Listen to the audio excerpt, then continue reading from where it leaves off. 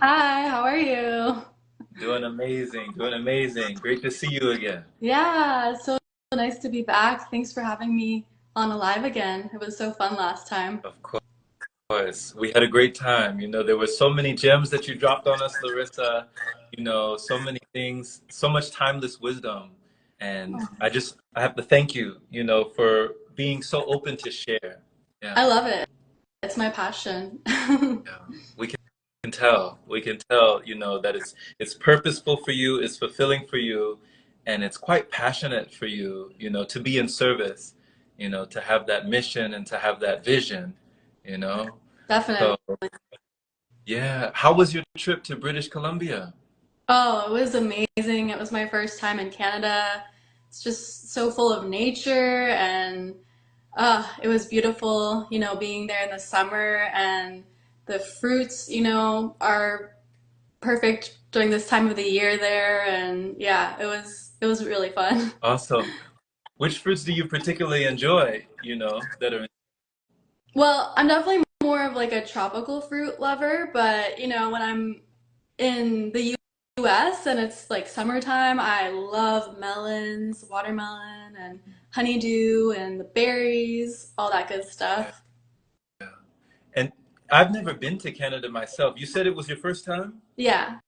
hmm Okay, so what really stood out to you that, we don't see in the States or maybe that we take for granted here? What were some of the things that really stuck out to you in Canada? Hmm. Well, I mean, people there are just like really friendly, which is, a common like theme that people think of with Canadians. But I spent most of the trip on Vancouver Island, which is really interesting because when you think of an island, you usually think of like tropical, but it's, instead it's more of just like forest and you have all these beautiful like areas with pine trees, but then you also have the beach right there, and it was just really unique just having such a beautiful dense green environment, but then you're also right by the beach. It was just so amazing. Yeah, yeah. Awesome. And you also spent it with an amazing individual, I'm guessing. Yeah, yeah. I have a boyfriend and he lives in Canada. Well, he lives part-time in Bali and part-time in Canada. Um, and it was just such a synchronistic situation because I've been planning to go live in Bali Mhm. this year. I decided last year I was going to move to Bali for just a short period of time. And him and I connected, and he's like, "Oh, I actually live in Bali," and I'm like, "Oh, I'm planning to move there." And so, I'm actually probably gonna leave in about a month. I was traveling in a camper van for like the last year, and I was just in the process of selling it, and I finally found someone to buy it like this last week. So I'm celebrating right now because I needed to sell it so that I can go to Bali, and so yeah, that's the next chapter for me. Nice. You're writing your new page, you're writing a new chapter in your book of life, you Yeah, know? and I actually usually do that ahead of time. Like I write down like my manifestations and then I get to look back, you know, a year later and I'm like, whoa, I wrote all that down and it all happened. Yeah. Manifestation is so powerful, just the law of attraction when we take action, you Mhm. know.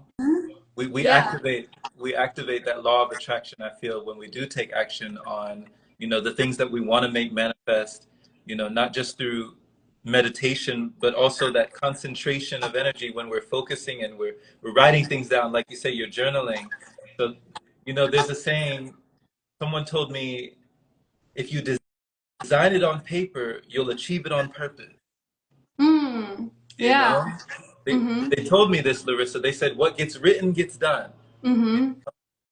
So they said, don't just think about it, ink about it. Oh, I like that. That's a good one. It really works. Yeah.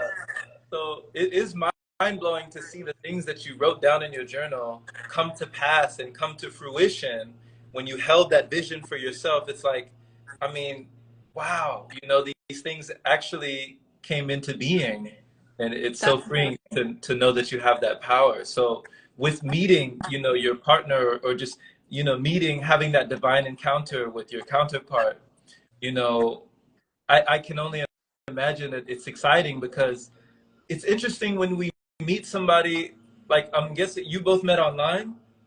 Yeah, so I have a YouTube channel and he started following me on YouTube and he would just leave me like really cool comments and then we just started chatting eventually like on Instagram and became like friends and then that developed, from there and we were like, whoa, we have so much in common. And speaking of like writing things down, like, like a lot of us do, we like write down like our ideal partner that we want to attract and I've done that. And like I've been tested so many times over the last year of like, am I gonna settle? This person doesn't really meet my standards, not like in a judgmental way, but just holding like high standards for the kind of love you want to receive or the kind of person that you want to spend a lot of time with, like how much you have in common with them, and just I guess just a lot of like qualities. And so it was just so interesting because like he was like, whoa, like I've been tested for years now to see if I'll settle and finally like I'm being rewarded for staying true to myself and that's just really how it felt when like we started talking and then when we met in person it was like okay yeah this is like amazing. That is awesome. So it sounds like he was just checking off the boxes, Yeah, and I like mean of all course the. like we all nobody's like perfect you can't be like overly critical of people but um we all have to see the humanness in each other but we also have to have high standards and realize what is worth it for us to to be in a healthy relationship. I think that's the main qualities I look for is like, can I be in a healthy relationship with this person? Are they emotionally mature and all that kind of stuff. Okay, so one thing is emotional maturity. So I guess that emotional intelligence. What would be two other things that you would classify in a healthy relationship? Like what would be, three of those things that Larissa May would say, this is a healthy relationship. I would say like that fine balance between um like not being overly attached and like codependent but having a healthy level of like connection where you can depend on each other and you're not completely detached but you're not like I can't survive without you every moment. Like that fine balance between like not being clingy but also not being distant is really hard to find in people. And then obviously, like everyone says, communication. Communication is like huge. Just being honest, being truthful, being your raw, authentic self, and not trying to be something you're not in order to like get someone to love you and approve of you. Like just being your raw, authentic self and being like, if this person doesn't accept me as I am, that's okay. They're not for me. And I've actually like had to learn how to be like that a lot. And it's helped me attract the right kind of people into my life. Just, accepting myself as I am. Right. Beautiful. So, okay, that's beautiful. So we got, complete acceptance and acceptance of others. You're saying it starts with acceptance of self. Definitely. Yeah. Okay. So having that raw authenticity, so we could call that raw authenticity, I like that. right? So someone who is raw authentic, and then someone who is not clingy, someone who is not like codependent, where they need you, they must have you, I'll die without you, but then also not too distant. So there's a balance. Right. Okay. Okay, okay. So it seems like a delicate balance, but I mean, when you balance those scales, it sounds like, I mean, that sounds perfect to me, you Yeah. know? And it's hard, to find someone like the other thing too is like they have to be willing to work with you because like I said, you have to be accepting of everyone's humanness. Nobody's like perfect. You can't write a list and then find someone that's perfect, like checks every single box and they're never gonna make a mistake. You have to like be willing to like do the dance of life together and be like, hey, these are my like, standards and we can meet each other in the middle and work through any issues, but you also have to be accepting that people are human and like we just have to love them for who they are and place them accordingly in our lives if they're not, you know, healthy for us, then we have to let them go. For sure, for sure. So, when it came to, finding a divine counterpart or even just putting out that energy, would you say that you would have been content to be single or to be alone indefinitely until that person came along? Yeah, definitely. I actually love my alone time. Like, I've been living as like a traveling nomad for like almost 4 years now. Just like I've been in and out of relationships over those years, but mostly just on my own, traveling the world. And I love spending time with myself. And even when I'm in a relationship, I like to, you know, make time to like maybe go on a hike by myself or take myself out to dinner or, you know, just like spend time, you know, especially deep in meditation, like that's probably the place where I get to know myself the deepest. But yeah, like I'm so happy and I'm my own best friend. So it's really, I think, something that helps people find the right partner, because when you're sitting in loneliness, then you'll settle for anything. And I've been Mm. there. I've been there in the past. Ooh, ooh. And when you were there in the past, how was that challenging? How did you get past that Mm. when you were in that frequency? Well, I just had to hit rock bottom, honestly. Like when I was younger, I was very, I had like low self-worth. I was a lot more like a people pleaser and codependent and just didn't know anything about finding that love within me. And I sourced it externally because I didn't know that it was within me. I thought I had to find love outward. And so I would do anything for that love and approval from others, and I didn't have any standards. So because I needed to learn this lesson, I attracted a lot of people that hurt me, that would cheat on me, that, you know, mistreated me in a lot of ways. And it took me years and finally hitting rock bottom to realize I had to shift that. And then I started learning about self-love and um, not being a people pleaser and being my authentic self. So yeah, it was a journey. Thank you for your honesty.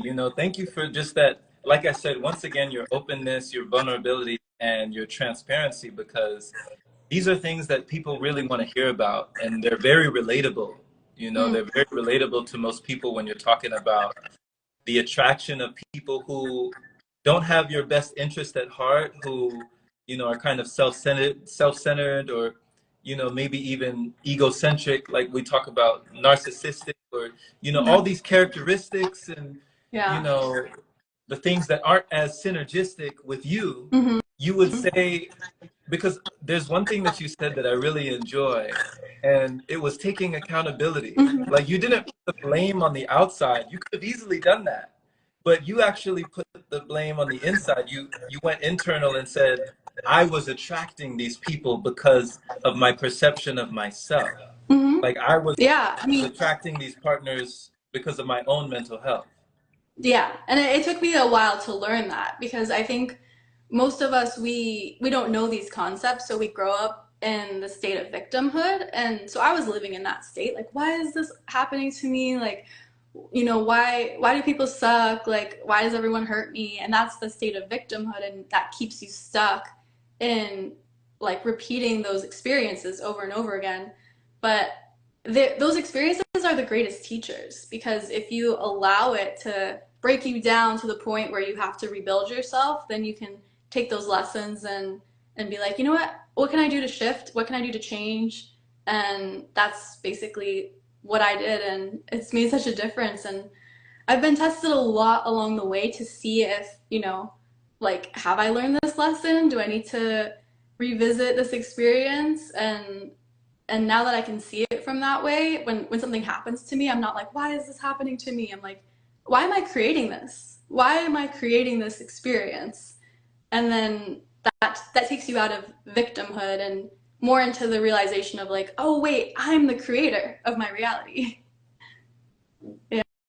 Wow, wow. So from victim to the victor, you become victorious when you come out of the victimhood. You're saying, like, instead of why is this happening to me, you're like, how am I creating this? Why am I creating this? Yeah, You know? exactly.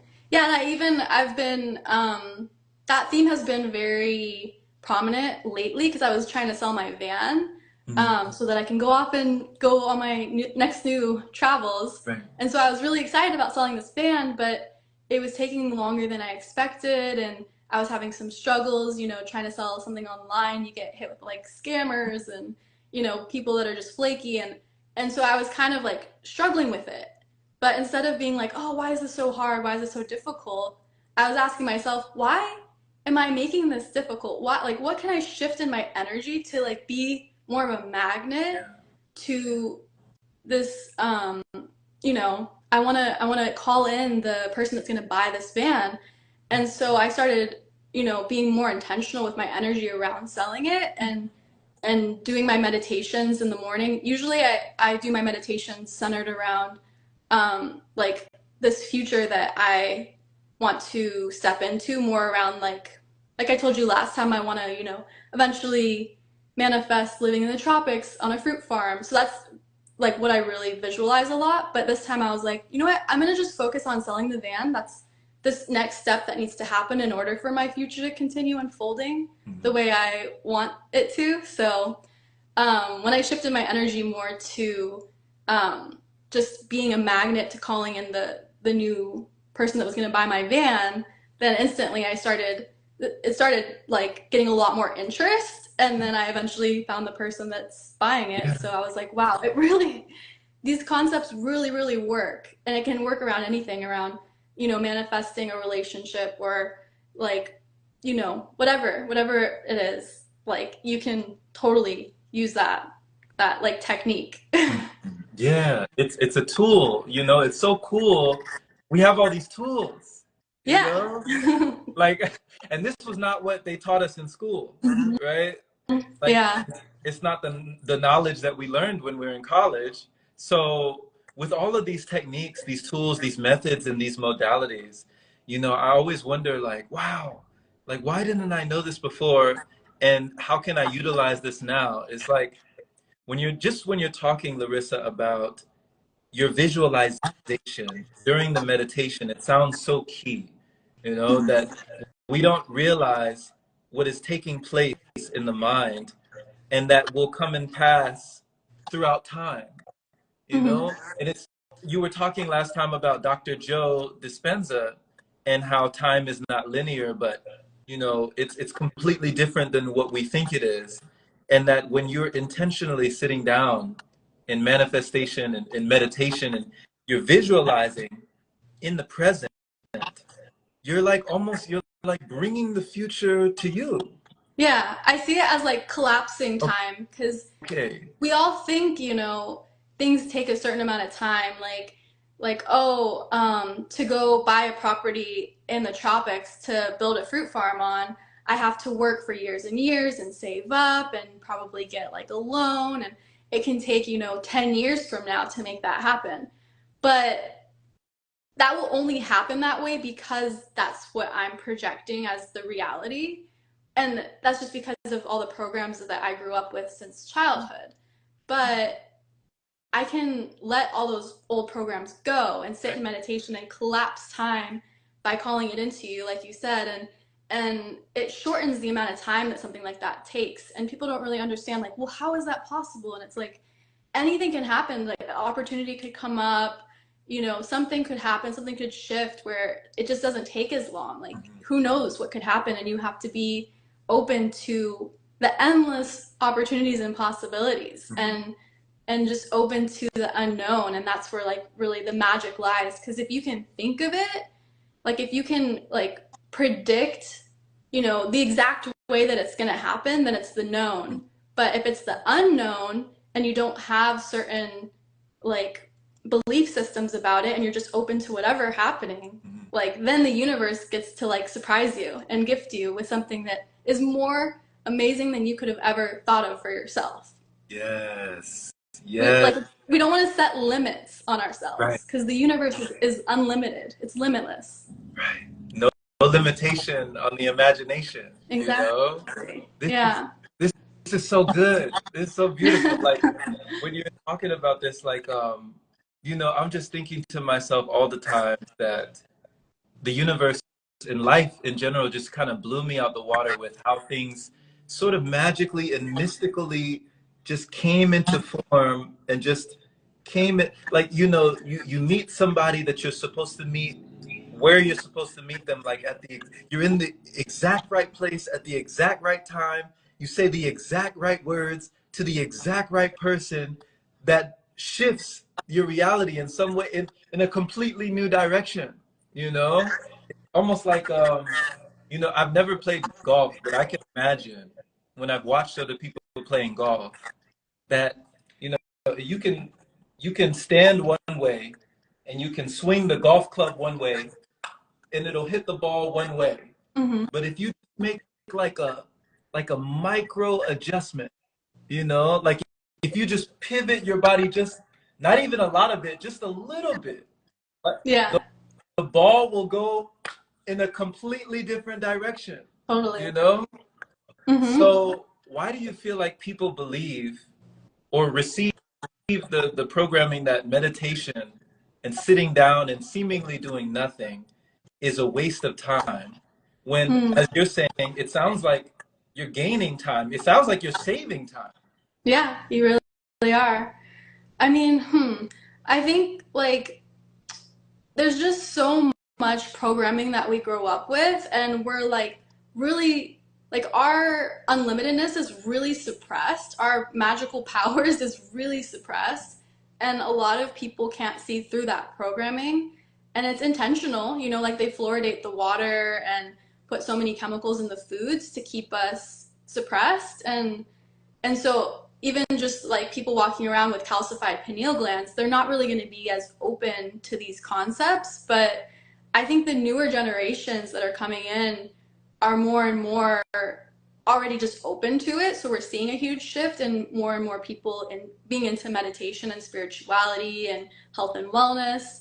And these concepts of we need to decalcify our pineal glands and we need to eat healthier and move in a direction of more high vibrational choices for like everything that we do. So, yeah, I mean, I think there's an intentional agenda that suppresses the human experience right now, but we're all capable to wake up. Like, I have a really good friend of mine actually who, just a couple years ago, like, she was getting, the the shot and stuff, and very much still in the program, but she just had a huge spiritual awakening within the last year, and it's just so open now, and like we become really close, and she was, asking me all this advice about, you know, activating her pineal gland, and she moved to a fully plant-based diet and is eating mostly like raw fruits and vegetables now. And so people like, and she's in her I believe she's in her like 30s. So it doesn't, like, everyone's on their own journey, and people can wake up at any time to the reality that they are powerful. They can sit in meditation, they can create their realities. And yeah, it's just amazing that we're seeing it more and more. It is. Yeah. It is. It's a wonderful time. I agree.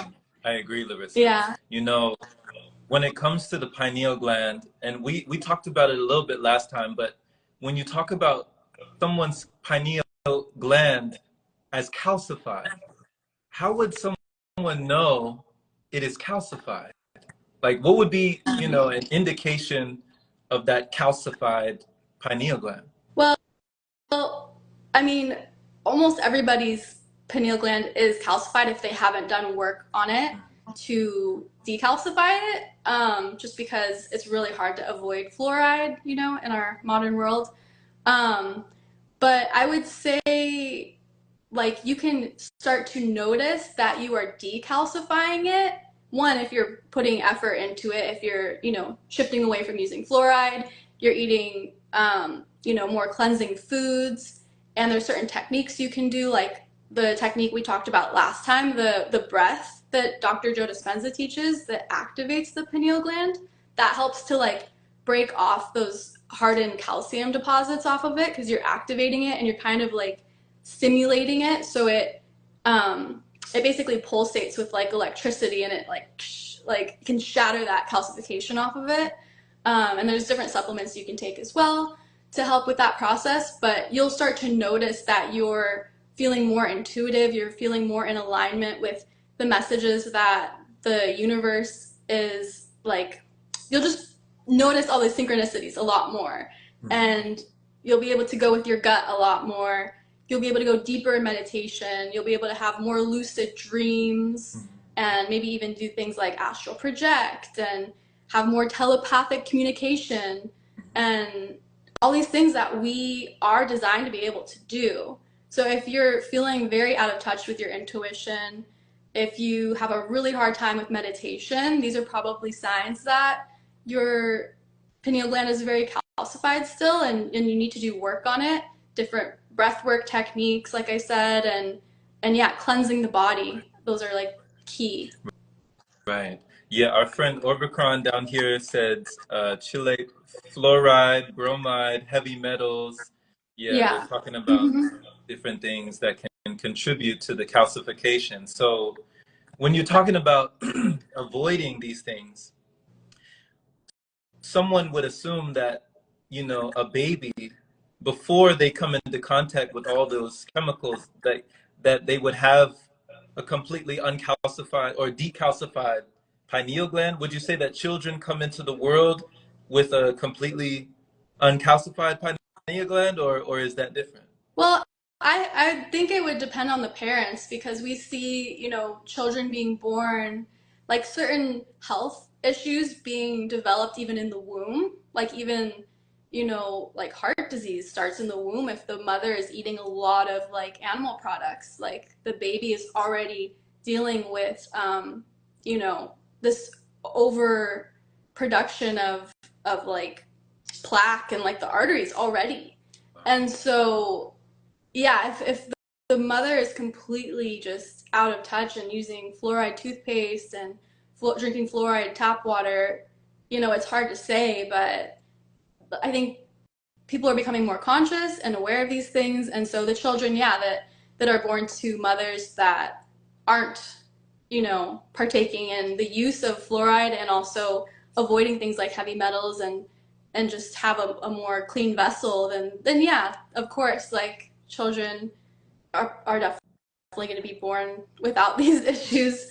And then hopefully the conscious parent will steer the child in the right direction to avoid these things that would, you know, cause that. Okay. So before we're born, you're like, there are certain decisions that were chosen for you, but then at a certain point you choose for yourself. Yeah, definitely. Like we can all grow up blaming our parents for our health problems, and like I kind of like felt that way for a little bit once I started waking up to the different health agendas, and like I was like, oh man, like I can't believe my parents didn't know any better. They fed me like just horrible junk food, and like it caused so many health problems in my body growing up, and it was such a mystery back then. But now I know why I was struggling with my health. But now that I'm an adult, of course I've forgiven them. They didn't know any better, and yeah, it's just the norm. Mhm. But now that I can make my own decisions, like I'm responsible for, undoing that damage. And then if I were to ever have children, and then I would know how to, like basically break that generational curse of like continuing that cycle of just, Yeah. feeding children junk food. And I can't even believe the kind of food that is targeted to children in our society. It's like the worst. The worst foods are like targeted to children. Yeah, it's poison. Yeah, Yeah. it's completely toxic, and I didn't know that as well until my later years, like my late 20s, early 30s. That's when I started learning about all of this stuff. I started learning like, wow, I was eating this stuff for years. Like, how did I survive? If I survived that, I can survive anything. Right. Like my body is that resilient. I was able to eat that day after day after day, and I'm Right. still alive after. Like it was crazy just when I started learning what I was actually consuming mindlessly, watching television and just eating every day, never knowing that, I mean, my body was just going through it. I put my body through the ringer, and I had to pay for, you know, I'm still paying for a lot of the stuff that I did year after year for decades, you know? So it was my own negligence, but now we have more understanding. So we place our own demanding with our new understanding, you Yeah. know? Yeah. Hmm. I like to say once you know better, then you can do better. Yes. Because When if you're just gonna decide to, still do the unhealthy pattern, then it's like you're not really being loving to right, yourself. But we all have to learn. right. Like last time we talked a bit about certain health issues that you battled with, but I don't know that we touched so much on the depression aspect. And, you know, personally, just from personal experience, I never put two and two together for a long time when it came to what I was feeling, my emotions, you know, depression, anxiety, confusion, bewilderment, frustration, all that lower vibration. I never connected it with what I was putting in my body Mhm. every day, you know, with what I Yeah. was consuming. So when it came to you getting to that rock bottom, that low point, and even, you know, I think in one of your videos, you talked about you didn't even want to be here at one point. Is that true? Hmm. Yeah. A few different times in my life. Yeah. I hit a really low low where I was like just so mad at existence and so just like, oh, like why am I here? It's so painful. I don't want to be here. And I think that's a common theme around people that might consider themselves like star seeds, more just like sensitive, empathetic, like very, high vibrational people, like that just don't understand what the heck is going on here on Earth. It's just like, what? Um, but yeah, like I also back then when I was going through that when I was younger, I had no idea about the connection between what I was eating and how it was affecting my mental health. I started to like put two and two together a little bit because I was heavily addicted to coffee and I noticed how bad it made me feel. Like just the anxiety and stress I would feel whenever I would have it, but I was so addicted to it. Like it was a really strong like drug addiction. Like it made me feel so bad, but I was like, like I have to have it. And so I noticed it with that. But with the food, I didn't realize it until later once I like really shifted my diet to like plant-based and all of that Mhm. because I instantly felt like lighter on all levels, like especially emotionally and energetically. And it has made me more sensitive. Like I've always been sensitive, and cleaning out my body with healing foods like fruit has actually made me even more sensitive. And so that's been kind of a journey in itself of like learning to deal with this heightened sensitivity without like stuffing down heavy food. Right. and and it's not easy. It's like I don't think everyone's ready for to be like that Mhm. sensitive, but it's a it's a beautiful evolution because I feel like you gain superpowers from heightened Yeah. sensitivity and and just like having a clean vessel and not being numb, Right. because that's also what depression is. Depression is being numb, Mm. and yeah, I don't like feeling that way. No, me neither. Yeah. Me neither. I agree. I totally relate. You know, that apathy, that just, you know, lack of motivation, lack of purposefulness, lack of, you know, lack of desire, lack of the fire, right? Yeah. So that lack of, you know, whatever that energy of the solar plexus, that energy of, you know, feeling the urge to go out and, you know, make these things happen that you're making so effortlessly now. Mm. You know, that urge wasn't there in those days for me as well. Hmm. And yeah, it's as well as kind of stigmatized, like the whole thing about being a highly sensitive person. We have acronyms like HSP, you know, oh, I'm an HSP, I'm a highly sensitive person. But I feel like we would all be highly sensitive if we weren't, you know, numbing ourselves out and kind of dumbing ourselves down with a lot of the overstimulation of, you know, the consumption. So I feel like there were a lot more things that I started to sense automatically, you know, just naturally, when I started fasting and getting rid of certain things in my body, like certain elements, once they were able to go, it let in a lot more life, vibrancy, and flow for me. And I felt very sensitive. It was like I could smell things I never smelled before. I could I could sense things. I could feel things. I could heal things. You know, Hmm. I could reveal things. And I was like, what is happening? Like it did feel superhuman. You Yeah. know, yeah. Hmm. So these things when they pop up, it just teaches you. And as well, when you're talking about earlier, you mentioned that breath, and there was a technique that we talked about, the breath with Dr. Joe, but there was also something I saw in your video that you said that I'd love to know more about, and you talked about making love to your brain. Yeah.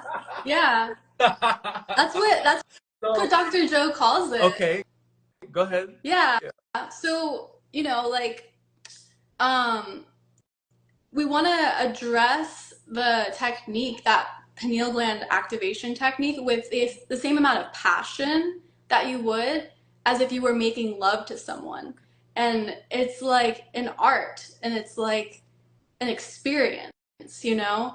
And I started realizing once my like spontaneous Kundalini awakening happened, which happened the first Dr. Joe Dispenza retreat that I went to when I was practicing this breath technique.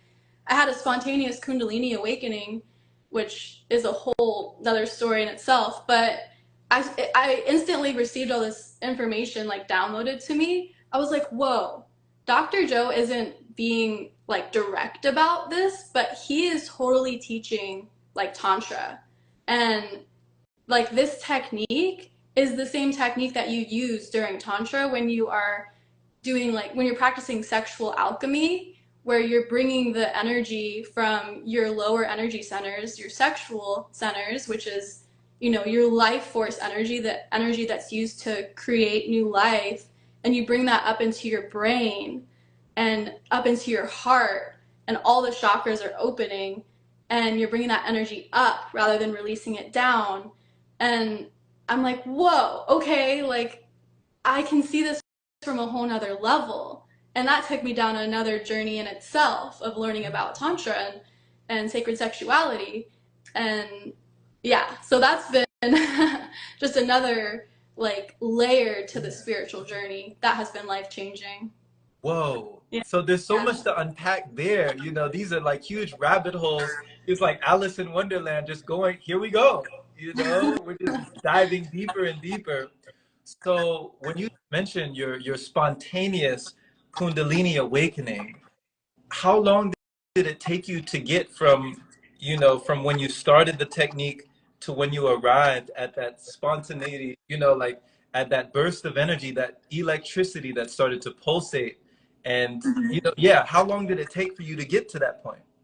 So at the retreat, it's a week long retreat, and I think it was about 3 or 4 days into the retreat, and we practiced that pineal gland activation breath every single day for a good amount of time. It's not the easiest thing to like just pick up. Like some people can if their energy is already pretty active and awakened, but for most people that technique takes a lot of practice. And so I think by like the third or fourth day was when it hit me all of a sudden. I was like, whoa. And my whole body started convulsing like during the activation. And then from there on, every time I would start meditating, my body would start like twirling in like a spiral. And I was like, whoa, what is happening? I'm like completely relaxed. I'm not moving my body, but spirit is, energy is moving, it's stirring in me, it's rebalancing. And I didn't even need anybody to explain what was happening to me. I just knew, I had this inner knowing. And like I said, even the inner knowing about like, whoa, this is related to Tantra. I've never even researched about it, but I know right now, I know how it works. Like it was just all this information just was downloaded to me, and it was so That magical. is incredible. That is amazing. This is just learning about this is already phenomenal. Like you said, he isn't, discreetly, like he isn't disclosing this in that way, but he's teaching this, Yeah. And like he knows it's it. Yeah, so he He knows knows. what he's teaching, but he's not like verbally saying it, but it is what it is. Yeah, Yeah. because that's how he is. He likes to be more on like the scientific side to appeal to the Mm. masses. He even kind of says that. He's like, I don't like to use the word chakras. I like to use the word like energy center because chakra can have like a some people can have an association to it that they don't like if they're not really like spiritual or they're not into like the woo woo, but he wants to be more presented as like a scientist, even though he's a very spiritual person and he's studied the esoteric knowledge and all of that, but he doesn't talk about it very much. Right. And so yeah, to me it's obvious that like he knows what he's teaching, and the way he's helping people activate is incredible, like the experience that I've had, and it makes me want to help other people too and like go out and activate the world. Right. Right. And You're yeah, it's doing that. amazing. You're doing that too, because I watched your video, Larissa. I was so impressed. I was amazed at like just your demonstration. I watched the whole video from start to finish where you were talking about it.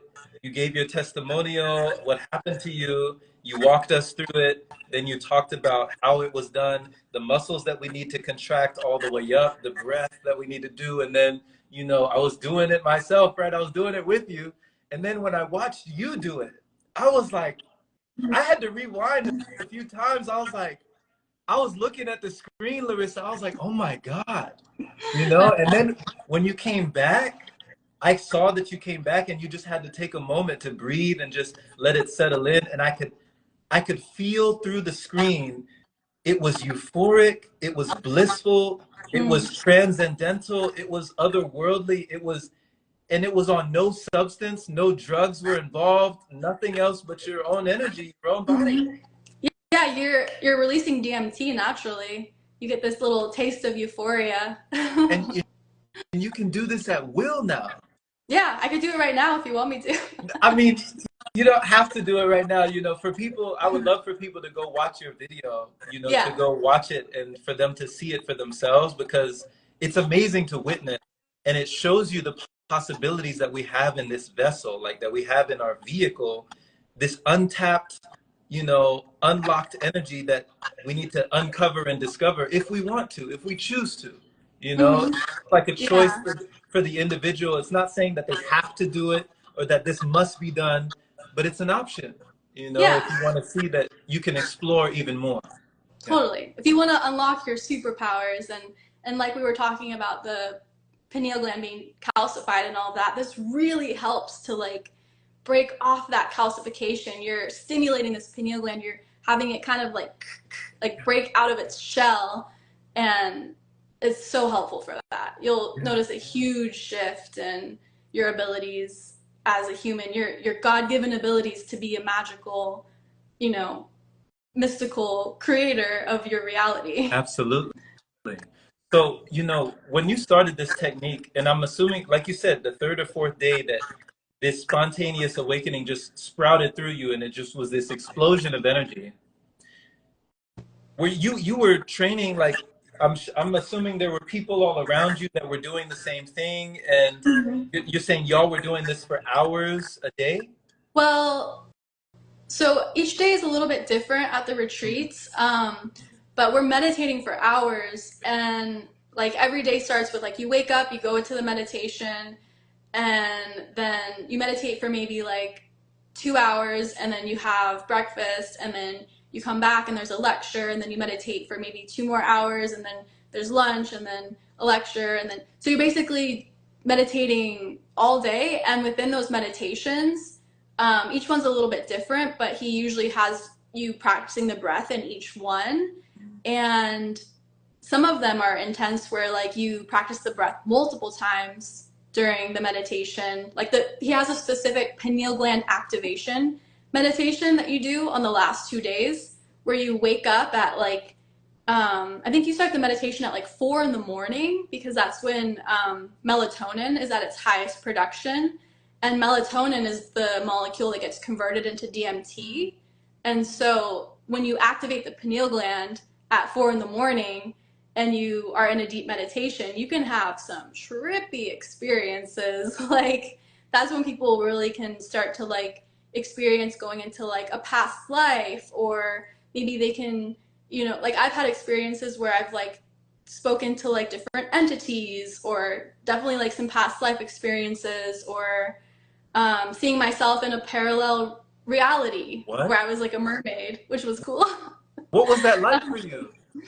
I mean, it was really cool. Just like when you have those experiences where the DMT shifts, like it opens up a portal where you can experience a different reality or shift to a different dimension, it feels more real than this real life. Like it's like having like a really lucid dream, but you know you're not dreaming. It's hard to explain. It's just like you forget about the reality that you're living in this lifetime, and you're just there.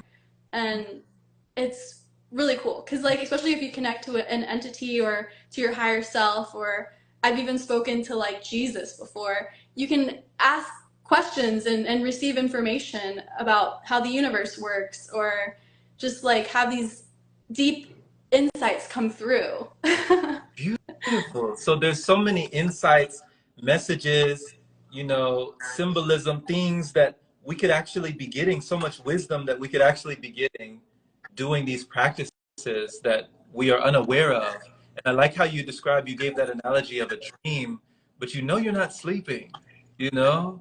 You're not asleep, you're awake, you're conscious, but it's like you're dreaming, like it became very trippy all of a sudden, you know? Yeah. Yeah, Yeah, and it feels more real than more like real. this reality. More real. Like Wow. I think Wow. this is the dream. Okay. So this is the real dream. This is like the Matrix, and you're on the other side. Okay. Well, a lot of indigenous cultures believe that like this is the dream, and then when we go to sleep, we go into the real like reality, and that makes sense because that's when we're tapped into our full potential of like astral travel, because we're in our astral body, so we can go out and do anything, and that's the reality for the human being, is we are so much more than our bodies. And so when you're in that place where you're moving through the universe in your astral body, that's truly you. Like when you're here and you're awake and you're not sleeping, then you're in the simulation where you're in this body that gives you this simulation of matter, which is also just an illusion. And everything in this realm is very much an illusion that is really hard to see through. But when you start learning, like for me, I've really come to the understanding, at least in my own version of reality, like I see how we actually live in a holographic reality rather than like material. The material is just a way for our human mind to understand what's happening, but it's very much so an illusion. Okay. So like how people say that nothing is actually physical. Yeah, Like like that's just a way for our human brain to like break down and be able to interact with the world around us. But if you go to the quantum level of matter, you actually realize it's more wave than particle. It's actually more energy than matter. When you go down to like the atomic level and you look at an atom, it's actually way, way, way, way more empty space than actual particle. It's only like 0.00001% matter. So there's actually empty space in between each atom. So like I've heard of, very, very high level spiritual beings being able to like stick their hand through like a wall. Like mm, we can do that. It's just our brain has this programming where we see things as solid. right, So the program doesn't allow us to like walk through a wall right. because of the projection that we're emitting for our reality to like, I guess, just make sense of things. But Exactly. if we reprogram, we're like, oh, actually, I can walk through a wall. But you have to believe it enough. Like, even though I believe in this stuff, it's not that I can do that yet, but I can work towards it. Yeah, I It takes mean, a lot of work. absolutely. You reminded me of in the X-Men, there's a character in the X-Men, her name is Kitty Pryde, and that's her ability is to phase through things. Like she phases through walls, she can phase through objects. and then she can even hold somebody's hand and phase them both, you know, through a wall, or phase them both through something. Mm-hmm. And these abilities on the X-Men, they're classified as mutations. But I think, I mean, that's within all of our vibration, able to reach that, you know, to be able to, you know, to have that manifest. So I love what you're talking about. You know, Larissa, you gave me goosebumps, you gave me chills when you're talking about you have to believe it in order to receive it. Because even when my favorite movie of all time, The Matrix, I've watched that movie like hundreds of times. And when Neo came out of the Matrix, you know, the first words that Morpheus told him was, you know, welcome to the real world. And when he went back into the simulation, and he was teaching him what you just talked about, you know, to really open your mind, like free your mind. What makes you think you can't jump to this skyscraper over there? Like, what makes you think this is air you're breathing? Mm. You know, what makes you think you're not faster than this? Like, stop trying to hit me and hit me. You know Yeah. what? You know, you won't have to dodge bullets. You could just stop the bullet, right? You Right. won't have to dodge it. You Yeah. know, so he was really opening him up to every possibility. Like, you can fly. Yeah. Mm-hmm. Yeah. It's limitless. Yeah, it even makes me think of like how, you know, there's documentation of people that used to live like 1,000 years. Mm. And like we set limitations even on like lifespan and stuff like that. And the reason why people, you know, commonly deteriorate and die, you know, in their like 80s, 90s is because of these limitations. I mean, of course, there's, you know, like the food that people are eating and all that kind of stuff too. But there's so much in society that has been programmed, and we have to just realize it's a program, and nothing is actually like solidified. We can shift things. Reality is actually very malleable, but it takes a lot of skill and practice to be able to, like, you know, work with it and play with it and have fun, like shifting your reality, shifting to a higher dimension where things are, you know, more effortless and fun, and we just have control over that to create a beautiful life. Absolutely. I love that inner child aspect of, you know, curiosity, childlike wonder, and just playing. You know, Mm-hmm. I love what you're saying when it comes to just playing with this Mm-hmm. reality, because, you know, we do see a lot of seriousness, and we do see a lot of, it's getting it's getting younger and younger, where people, the expectation of transitioning, like passing away, dying from whatever causes, sudden causes, like, you know, somebody's maybe 65 and they have a heart attack and they're gone. And, you know, somebody's like, oh, what happened? Oh, well, you know, when they hear how old they were, well, he was at that age. And you ask, Mm-hmm. what do you mean he was at that age? You know, 65, like, that's old enough to die, Mm-hmm. you know? So when you start thinking about this, and you realize, like, we really do have a lot of programming when it comes to aging, when it comes to, and speaking of aging, I mean, I wouldn't have guessed that you were in your 30s. I mean, you just hit 30, Yeah, right? I just turned 30. Yeah. I thought you were in your early 20s. Yeah, You, a lot of people think I'm like 18. I'm yeah, like, yeah, I would not have thought you were over 22, you know? So apparently you're doing something right. yeah, I do a lot of work on myself. I love myself and my body, and I see it as a responsibility. You know, like I know I'm not my body, but I see it as this beautiful, you know, creature that I get to take care of, almost like it's like a pet that I want to love and nurture. And a lot of people will take better care of their pets than themselves, or a lot of people will take better care of their cars than themselves, you know.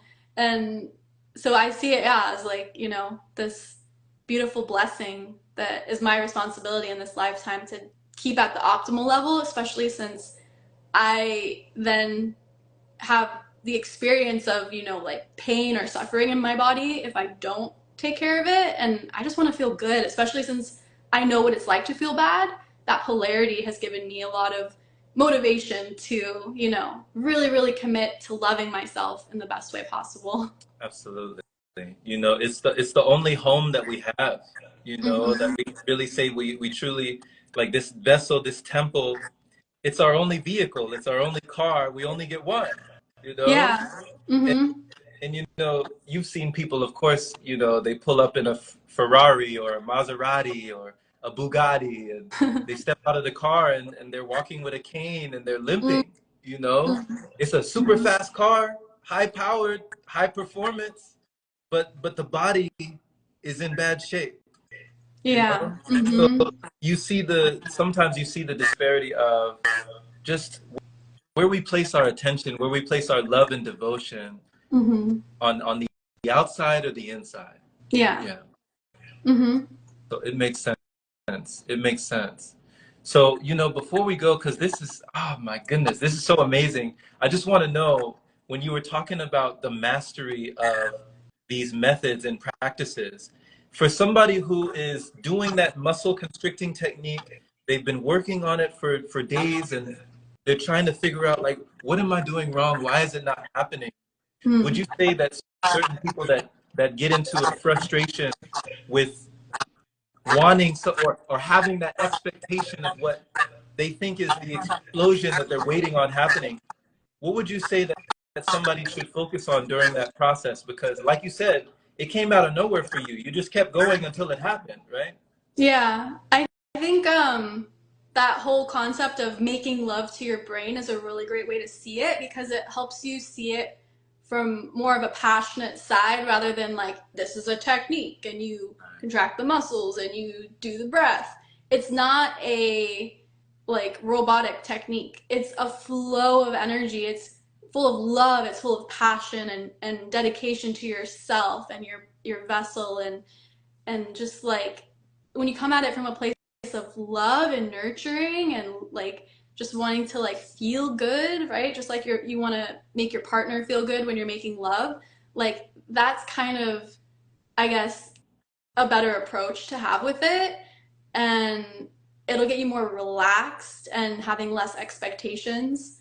And yeah, so I think it's going to also be different for everybody. So let go of the expectations of what you're looking for to happen. Just surrender to the experience and have fun doing it and know that it will happen. It will happen for everybody. They just have to be dedicated. Okay, beautiful, beautiful. Oh man, thank you, Larissa. Thank you for all of this. Thank you for coming on again and Thank just you. speaking, teaching, and just reaching so many of us. The what you put out to the world is rippling. You know, it's rippling out, and yeah, I would love to do this again because I mean, there's still so much that we can go into. But for anybody, if this is their first time, would you remind us where we can get your offerings, like where we can find your services, and where we can link up with you? Yeah, so you can find me at my Instagram, which is, here. And I'm also on YouTube, which you can find the link in my bio for. And yeah, I'm about to release a raw vegan recipe ebook. Should be live this weekend, but just going with the flow. Um, and yeah, I do like, one-on-one health consulting and because I am a nutritionist and I focus on like the raw vegan lifestyle and helping people like transition to, a plant-based diet full of high vibrational foods so they can raise their vibration and feel amazing and heal any chronic health issues like I have. Um, so yeah, if you need any assistance in living your best life, I'm here for you all and just here to help because I'm so passionate about it. But thanks so much for having me on for another live. It was so fun and I definitely want to do it again. Always. And yeah, thank you, thank you. You're Beautiful. amazing, Jerome, and I also love like the passion and the knowledge that you're spreading and you're also shifting people's beliefs and limitations that they have and the incredible abilities that we have as humans. So really appreciate what you're doing. We're just doing our part. You know, it's my pleasure to do this. It never feels like work for me. It really just feels like home. You know, it feels like a lot of love. So Hmm. we'll keep it going. We'll keep Yeah, it growing. We'll let's do keep it growing. it. So much love. Take care, Larissa. Yeah, bye. Talk to you later. See you.